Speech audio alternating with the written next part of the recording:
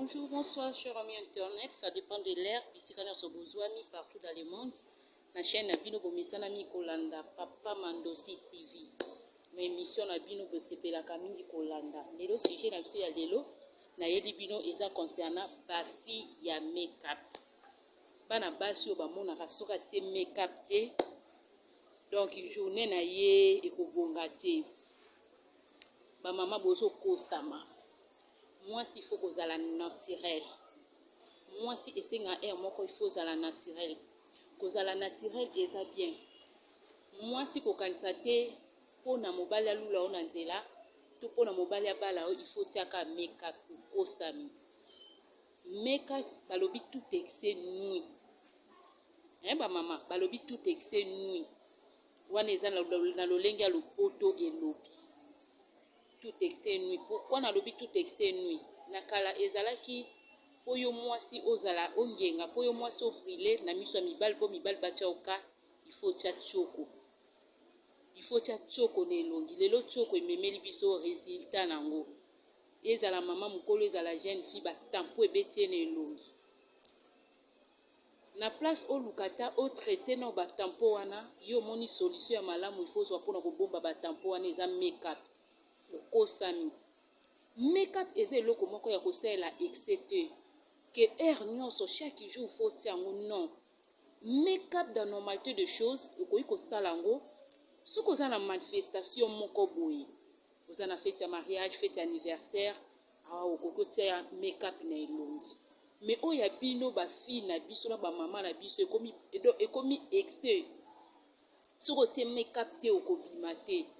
Mais ozo se tromper. Pourquoi na lobo ozo se tromper maman? Mobali oyo alingi yo na make-up. Lobi akosala surprise ozala sans make-up aboya yo. Il faut kozalaka air moko naturel. Mobali amona yo naturel. Esalaka bien. Mobali ayebaka visage, vrai visage ya mwasi na ngai yango. Non que lobi obomi ona lelo bomi ona make-up, lobi obomi ona make-up, mukwana obomi ona make-up. Mukolo ezali akoyeba porte ya ndako na oto porte ya ndako na bino akoyelo tongo okoka te voir même kobima libanda po koluka tia make-up. Make-up pona olandisa fo de tel likolo ezwaka mwa dire po ifo ekota na kati ya po si mozwi fo de tel olandisi siko tala dire wana yo kovandiseka libanda eza bien te. Eza bien te. Bafille na biso bakomi po aleka TikTok po aleka na TikTok po asala video il faut apota make-up nelongi te. Il faut kozala simple et mo obimino simple et mo obimino naturel. Ozu bakiki no benzi ozu buya na otie ozu poudre no tie nelongi obimi na yo ozu suki na obendi na yo obendi suki na normal obimi c'est bien. Et on son make-up ya mabe. Fille mususu komona ba bouton nelongi. Ana ba bouton nelongi. Lokwa ba fille misu na yebi ya TikTok ba bouton nelongi. Na place alukata moyen a traiter na ba bouton na ye wana. Aluka solution ya ba bouton na ye alobi non. Solution ya ba bouton nga eza make-up. Ya mabe. Make-up okasate yango epeso libala. Make-up epeso libala ti. Okokano pe kozala naturel epesi yo libala. Okai kozala naturel simple epesi yo libala. Ba boto bozo tondisa na bilombi wana bandeko na ngai ya basi eza libala te. Eza libala te. Lelo pena sujet na ngai lelo na yelaki bino ba mama bandeko na ngai ya basi eza ka pona make-up. Tout excès nuit. Luka ozala naturel eza bien. Émission na ngai lelo na suki na ngai awa. So bomoni ke tout ici no mabaku bolimbisa nga. Mais ngai ici na lobi. Bolinga na kozala naturel, mobali pa kolula okani koza naturel wana. Make-up eza assurance te. Make-up eza assurance ya beauté na yo te. Make-up eza assurance ya libala te ozoluka. Okozala no simple ozwi libala. Moko bombe longi na make-up ndenge ezalaki na kala banduta. Funa lata kaka bilamba ba pantalon milai ba jipa milai po ebomba nga banduta.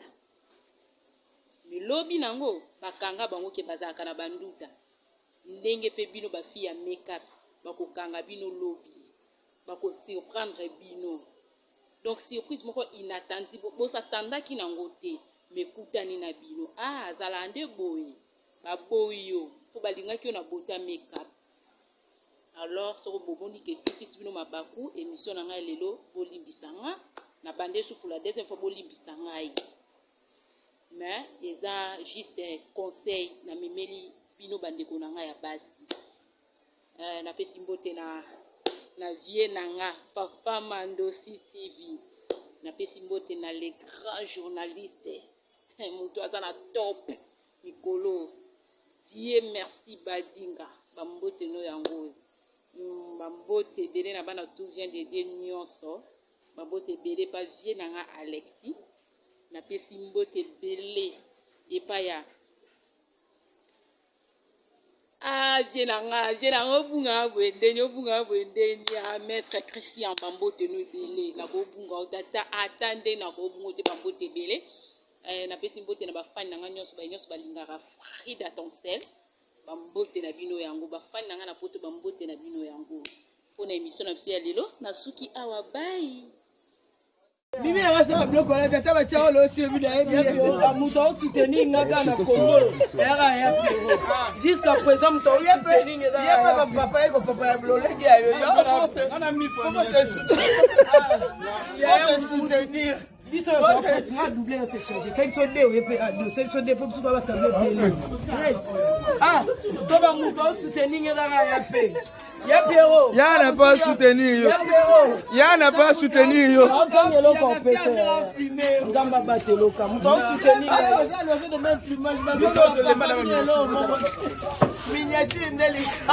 Na TikTok na miniature na yo. Tianga bacha bibi ya miniature. Bibi na ba fille de soif. Ata ba mesika mbonde na ko boya ko ma.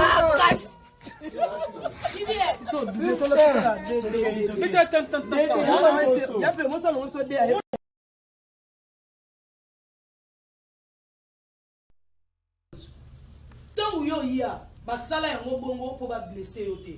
Pierrot atikala ko yeba te lokote. Nga mimi na kiti on avandi Pierrot avandi sanga. A solo na ngabi nga na okende. Tikala ko yebisa camarade na nga na yete. Camarade na nga très impoli. Ayeba ka tate ningo respecter mo banana jalousie na yete. Mais na olinga na biso vérité poza mwasi. Pierrot na Cardozo yana leki ya mamani. Pierrot babota yeka kana leki na mwasi. Mandosi abota bango ka mibale. Pierrot ya liboso na leki na mwasi ya mibale. Batikala ko bakise lokote. Pourquoi kobombela mwana ya muninga uti pe mboka mupaya sango ya boy sola na mbaye biso vérité soit biso vérité tu m'appelles donc il y a un témoigner Reste content. Il faut que maintenant Azaki ex ya Pierrot là c'est il est là. O résolé là il va violer jour du mal, o résolé